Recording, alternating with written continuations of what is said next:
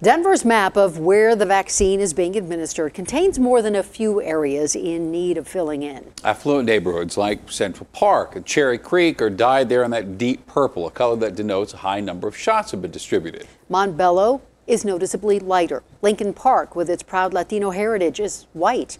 Currently, only 5 out of every 1,000 people living in that neighborhood has been vaccinated. Public health leaders have picked up on that disparity as well. And today, Denver 7's Sloan Dickey asked them what they plan to do about it.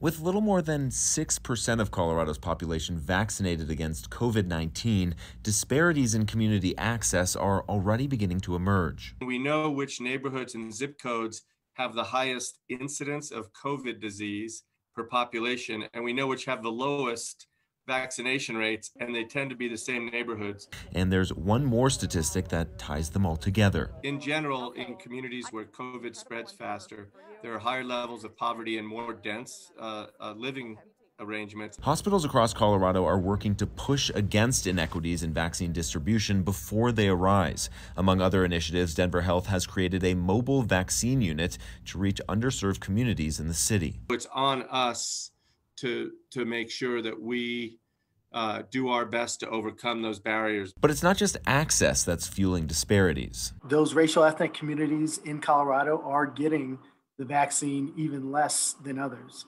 And in doing so, then we really have to figure out why that is. Dr. Ozzie Granardo is on the Colorado Vaccine Equity Task Force. He says lack of trust in the healthcare system in some minority communities plays a major role. I think what's important is the message that comes from those who are delivering it, and those people who are delivering it really being people that are trusted. But the biggest hurdle, a supply chain from the federal government that so far has failed to meet demand. Demand is certainly outstripping the supply.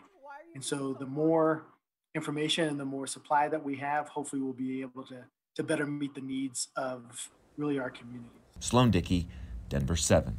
The Colorado Sun was first to report on discrepancies involving vaccine distribution. The article is free to read online.